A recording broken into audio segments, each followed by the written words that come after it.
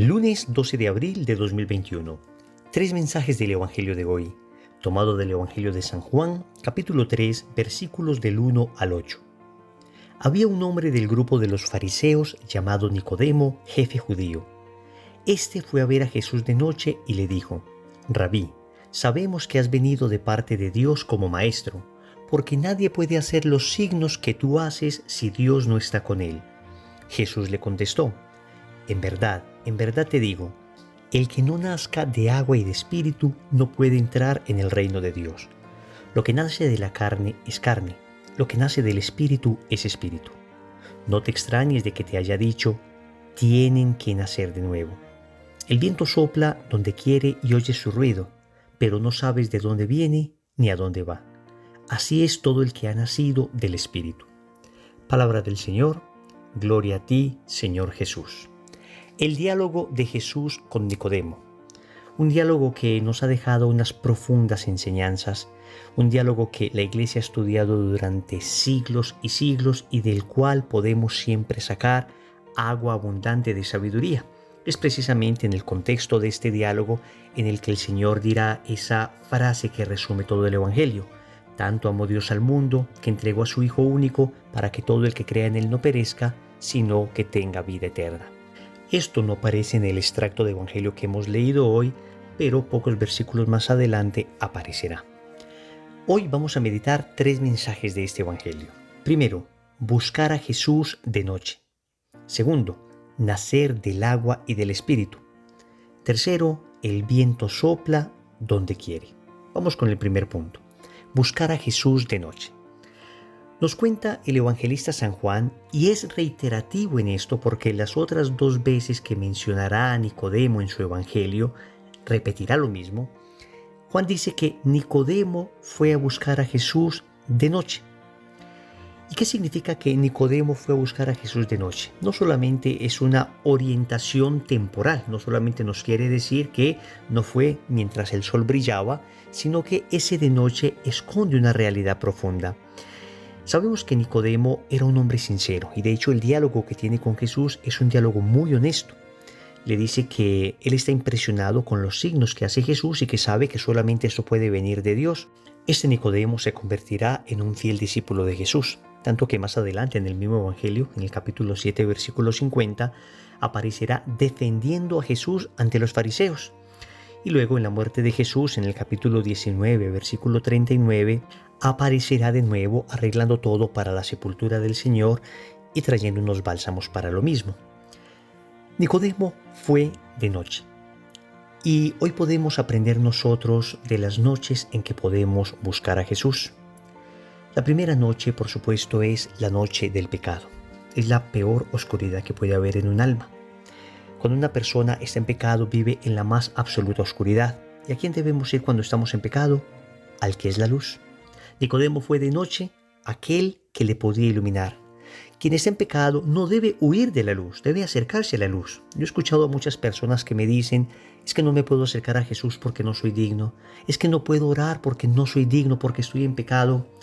Querido hermano, querida hermana, si en la oscuridad no buscamos la luz, entonces moriremos en las tinieblas. Debemos buscar al que es la luz, y en la oscuridad de nuestro pecado debemos pedirle a aquel que nos puede iluminar que precisamente venga a sanar ese pecado. También podríamos decir que la oscuridad puede representar nuestras angustias. Incluso viviendo en estado de gracia podemos tener angustias. Angustias físicas, angustias espirituales, angustias morales, angustias por dificultades que tenemos en nuestro hogar, angustias por problemas económicos, angustias por tensiones psicológicas. Todas esas angustias representan también oscuridad para nosotros. Y muchas veces al último que acudimos es a Jesús. Queremos resolver todo por nuestra cuenta. Queremos hacer todo como si nosotros fuésemos los absolutos dueños de nuestra existencia. Y hoy Jesús nos enseña a acercarnos a Él en medio de la oscuridad. No esperes a que las cosas se solucionen para acercarte a Jesús. Acércate a Jesús para que las cosas se solucionen. También puede haber una oscuridad llamada enfermedad. Cuando uno se encuentra enfermo y más en el contexto de esta pandemia, que cada vez sentimos más cerca y que cada vez experimentamos desafortunadamente más personas cercanas que la padecen, incluso que mueren, pues en medio de esta enfermedad, en medio de esta pandemia, en medio de la oscuridad en la que el mundo está sumido, podemos decir, acerquémonos al que es la luz. Acércate, acerquémonos, llevemos a otras personas a acercarse a el único que nos puede ayudar en estas circunstancias, a Jesucristo. Busquemos a Jesús ahora, en medio de la noche en que nos encontramos, que Él es la luz del mundo y nos iluminará. Segundo, nacer del agua y del Espíritu. En este fecundo diálogo que tiene Jesús con Nicodemo, el Señor le dice que debe nacer de nuevo. En algunas traducciones se dice debes nacer de lo alto. Nicodemo no entiende exactamente a qué se refiere la expresión nacer de nuevo. De hecho, la interpreta literalmente pensando cómo es posible que una persona vuelva a introducirse en el vientre de su madre para nacer. Pero el Señor se refiere a un nacimiento espiritual. Por eso le dice nacer del agua y del Espíritu. Cuando habla el Señor del agua se refiere evidentemente al sacramento del bautismo que nos proporciona a los cristianos un nuevo nacimiento. Y al hablar del Espíritu lo está oponiendo al nacimiento biológico, al nacimiento meramente humano. Estamos diciendo entonces que así como hay un nacimiento biológico que tiene lugar en el vientre de nuestras madres, asimismo existe un nacimiento espiritual que tiene lugar en la iglesia, que es una madre también para nosotros. Es una madre de la que nacemos. El Señor está hablando de la necesidad del bautismo para entrar en el reino de Dios. Queridos hermanos, creo que no hemos valorado suficientemente el don de ser bautizados y debemos reiterar que es un don inmerecido. Tú y yo somos criaturas de Dios al momento de nacer, pero en el momento en que somos bautizados nos convertimos en hijos de Dios por adopción. Ciertamente como criaturas a su imagen y semejanza, pues ya somos dignos por naturaleza, pero el bautismo nos proporciona la gracia santificante que nos abre las puertas del cielo y nos hace herederos de Dios. Es decir, por nuestras venas ya no solamente corre sangre humana, sino que empieza a correr sangre divina. Esto significa que nuestras obras ya no solo tienen una dimensión natural, una dimensión biológica, sino que a partir del bautismo podemos hacer obras sobrenaturales.